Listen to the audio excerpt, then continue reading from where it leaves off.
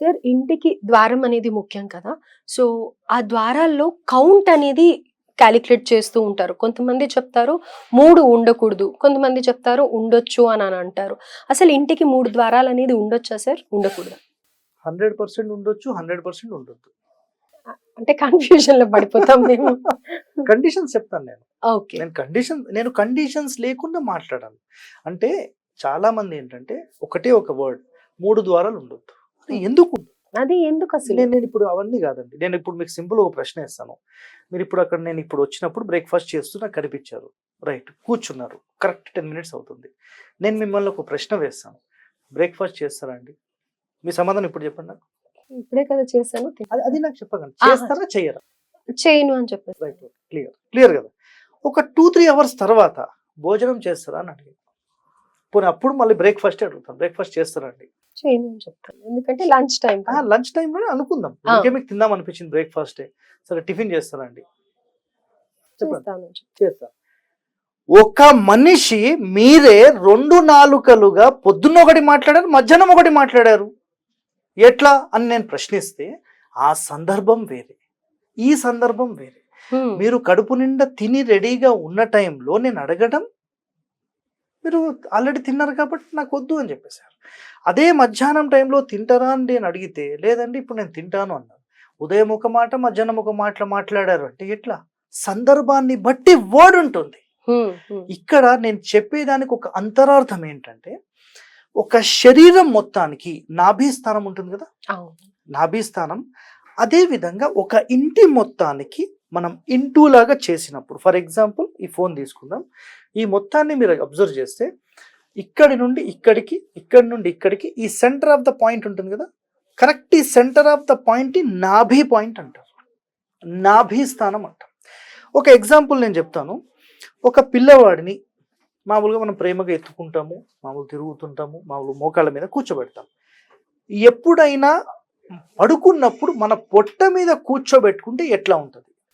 హెవీగా అనిపిస్తుంది. చెస్ట్ మీద కూర్చోబెట్టుకోవచ్చు, కానీ ఈ స్టమక్ మీద కూర్చోబెట్టలేము. అలాగే ఒక ఇంటి నిర్మాణానికి సంబంధించిన నాభి స్థానం మీద ఎట్టి పరిస్థితుల్లో బరువులు పెట్టొద్దు. ఓకే. సో ఇప్పుడు ఇంకా డెప్త్లోకి వెళ్తే ఒక మనిషికి ఎన్ని నర్వ్ సిస్టమ్స్ అంటే నాడులు అంటాం కదా, ఎన్ని నాడులు ఉంటాయి జనరల్గా ఒక శరీరానికి? ఐడియా ఉందా మీకు? నాకు తెలుసు. 72,000 నాడులు ఈ శరీరానికి పనిచేస్తాయి. 72,000 నాడులు. ఒక శరీరం అంటే ఒక బిడ్డ జన్మించినప్పుడు ఆ శరీరానికి తల్లి గర్భం నుంచి నాభి స్థానం నుంచే టోటల్ ఫుడ్ కానీ ఎనర్జీస్ కానీ ఆ బిడ్డకు చేరుతాయి. అలాంటి నాభి స్థానాన్ని కట్ చేసిన తర్వాత ఇది ఇక్కడికి క్లోజ్ అయిపోతుంది. సో శరీరంలో ఉండే ప్రతి నర్వ్ సిస్టమ్ కనెక్టెడ్ టు నాభి స్థానం. ఈ సెంటర్ ఆఫ్ ద పాయింట్కి మాత్రమే కనెక్ట్ అయి ఉంటుంది. ఇప్పుడు నేను ఒక మాట చెప్తాను. నేను ఒక ఆయుర్వేదిక్ డాక్టర్ని. ఒక ప్రాబ్లం వచ్చింది, ఏదో ఒక హెల్త్ ప్రాబ్లం వచ్చింది. కేవలం స్వచ్ఛమైన పంచగవ్య ఆయుర్వేదం సంబంధించిన నెయ్యి చుక్కలు ఈ బొడ్డులో వేస్తే ఆ నర్వ్స్ అన్ని ఫ్రీ అయిపోతాయి. ఎన్నో రోగాలకు ఈ నాభి స్థానంలోనే కొన్ని ఆయిల్స్ వేస్తారు. డిఫరెంట్ టైప్స్ ఆఫ్ ఆయిల్స్ ఒక్కొక్క రోగానికి. ఆ ఆయిల్స్ వేస్తే ఆటోమేటిక్ ఈ శరీరంలో ఉండే ఆ రోగం తగ్గిపోతుంది. అలాంటి నాభి మనం బరువు పెట్టుకోలేము. సరే నేను ఇక్కడ డ్యామేజ్ చేస్తే ఏమవుతుంది? సిస్టమ్ హోల్ బాడీ అంతా ఇప్పుడు ఈ చెయ్యికి డ్యామేజ్ చేయండి ఏమీ కాదు, ఈ చెయ్యికి డ్యామేజ్ చేయండి ఏం కాదు, అంత ఏం ప్రాబ్లం లేదు. ఇది హోల్ సిస్టమ్ ని డ్యామేజ్ చేస్తుంది. రైటా? రైట్.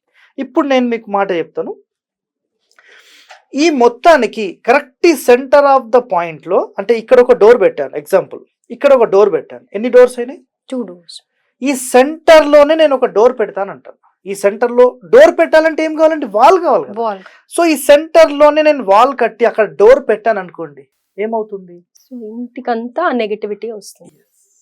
అంటే ఏదైతే energy generating point connected to బ్రహ్మస్థానం ఉంటుందో దాన్ని డ్యామేజ్ చేసేసి ప్రెస్ చేసేసినట్టు. ఓకే. ఇప్పుడు చెప్పండి, ఇక్కడ ఒక డోర్, ఈ సెంటర్ లో ఒక డోర్, ఇక్కడ ఒక డోర్, ఈ వరుసగా 3 ద్వారాలు ఉండొచ్చా? ఎగ్జాంపుల్ గా జనరల్ గా అయితే మీకు అర్థమైంది కదా, మీరు చెప్పండి, ఉండొచ్చా? పెట్టుకోకూడదు. Clear cut. రైట్. ఇప్పుడు ఇదే ఇంటిని నేను ఇక్కడ ఒక డోర్ పెడతాను, ఇక్కడ ఒక డోర్ పెడతాను, ఇక్కడ ఒక డోర్ పెడతాను. సెంటర్ని నేను ముట్టుకోలేదు. ఇప్పుడు పెట్టొచ్చా 3? పెట్టొచ్చు. పెట్టొచ్చు.